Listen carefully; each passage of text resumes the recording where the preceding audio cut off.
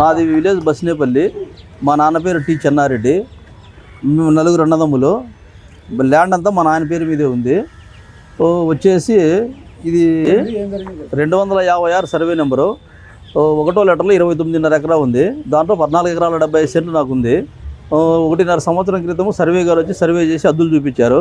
దానికి ఫెన్సింగ్ అంతా వేసేసుకున్నాము. తర్వాత ఈరోజు వచ్చేసి అది కోర్టులో ఉంది.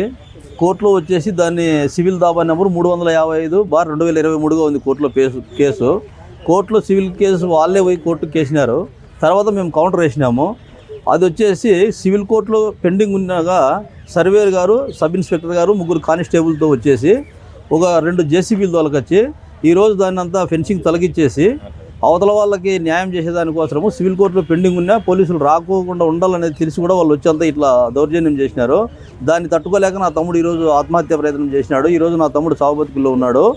ఒకటిసారి సివిల్ కోర్టులో కేసు పెండింగ్ ఉండగా ఈ లోకల్ పోలీసులకు వచ్చేదానికి అథారిటీ ఎక్కడి నుంచి వచ్చింది సార్, వాళ్ళు వచ్చి ఎక్కువ ఇచ్చేసినారు. అది మేము ఎంఆర్ఓ గారు కానీ ఆర్డీఓ గారు కానీ ఎవరు పర్మిషన్లు లేవు. కోర్టులో ఉండే ల్యాండ్ కోర్టు పర్మిషన్ లేకోకుండా కూడా వాళ్ళు వచ్చి ఈరోజు సర్వే చేసేదానికి ఇచ్చేసి అంతా ఫెన్సింగ్ తొలగియాలనేసి జేసీబీలతో సహా వచ్చినారు.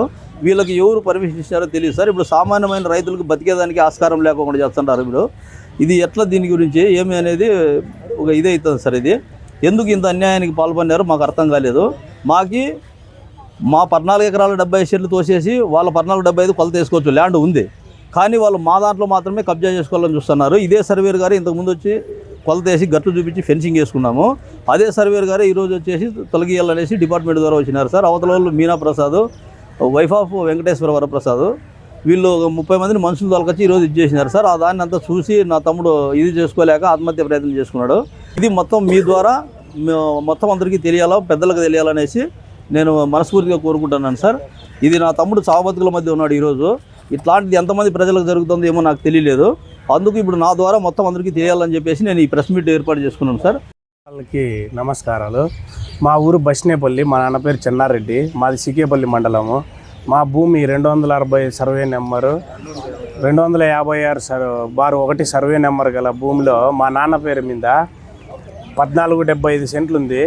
ఆ భూమి మేము 1.5 సంవత్సరం కిందట సబ్ డివిజన్లో కట్టుకొని దాన్ని కొలిపించుకొని సర్వే గారు మాకు అద్దులు చూపించింటే ఆ అద్దుల మేరకు మేము ఆ అద్దులకి చేరుకున్నాము. ఈరోజు 1.5 సంవత్సరం తర్వాత మా భూమి పక్కన మీనా ప్రసాద్ అనే వ్యక్తి ఆయనకి ఆ సర్వే నచ్చక కోర్టును ఆశ్రయించాడు. ఆ కోర్టుకు పోయిన తర్వాత కూడా మేము మళ్ళీ కౌంటర్ ఇచ్చాము. ఈరోజు ఎస్ఐ గారిని, 4 కానిస్టేబుల్ని, సర్వేర్ని పిలుచుకొచ్చి ఆ కంచె తొలగించి వాళ్ళు దౌర్జన్యంగా మా భూమిలోకి రావడానికి ప్రయత్నిస్తున్నారు. మీ ద్వారా ఇది పెద్దలకు తెలియజేయాలని మీ ద్వారా మేము కోరుకుంటున్నాము. ఎస్పీ గారికి, కలెక్టర్ గారికి మీ ద్వారా తెలియజేస్తారని మేము కోరుకుంటున్నాము. మేమున్నది అడవిలో, మా ఫ్యామిలీ మేము చాలా సాధారణ వ్యక్తులు, వ్యవసాయం చేసుకుంటాము. మా మీద వాళ్ళు ఇంతమంది వచ్చి ఒక్కసారిగా క్రౌడ్ చేయడం వల్ల మా అన్న భయపడి పాయిజన్ దాగి ఈరోజు హాస్పిటల్లో అడ్మిట్ అయ్యాడు. మా అన్న ప్రాణం మీదకి తెచ్చుకున్నాడు. ఈ విషయం పెద్దలందరికీ తెలియజేసి మాకు న్యాయం జరిగేలా చేకూరాలని మిమ్మల్ని అందరినీ కూడా మీడియాని ఆశ్రయించాము.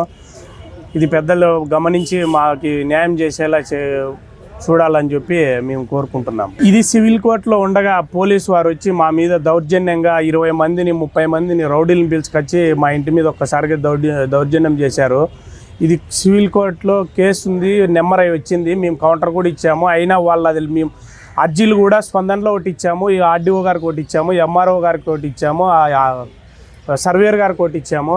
అయినా అవన్నీ వాళ్ళు కోర్టును ధిక్కరించి వాళ్ళు సర్వే చేసేకొచ్చి మా మీద దాడి చేశారు. ఈ విషయం పెద్దలు తెలుసుకొని మాకు న్యాయం జరిగేలా చేకూరాలని మేము మిమ్మల్ని కోరుకుంటున్నాము. పోలీసు వారు వచ్చి మా భూమిలోకి వచ్చి మా మీద దాడి చేయడానికి చూస్తున్నారు. వాళ్ళు మేము చెప్పింది కూడా వినడం లేదు. వాళ్ళ రీజనే వాళ్ళు మాట్లాడుతున్నారు. కంచె తగ్గొట్టి 2 జేసీబీలతో వచ్చారు, 40 మంది వ్యక్తులను పిలుచుకొని వచ్చారు. మమ్మల్ని బాగా ఇబ్బంది పెడుతున్నారు. మేము వ్యవసాయం చేసుకునే కుటుంబం, సాధారణ ఫ్యామిలీ మాది. మేమున్నది అడవిలో, మాకు పక్కన ఇల్లు ఎవరు లేవు, మేము ఉండే తోటలో ఉన్నాము. మమ్మల్ని బాగా ఇట్లా ఇబ్బంది పెడుతున్నారు లోకల్గా. మీరు దీనికి చొరవ చేసుకొని మాకు న్యాయం జరిగేలా చూడాలని చెప్పి కోరుకుంటున్నాము.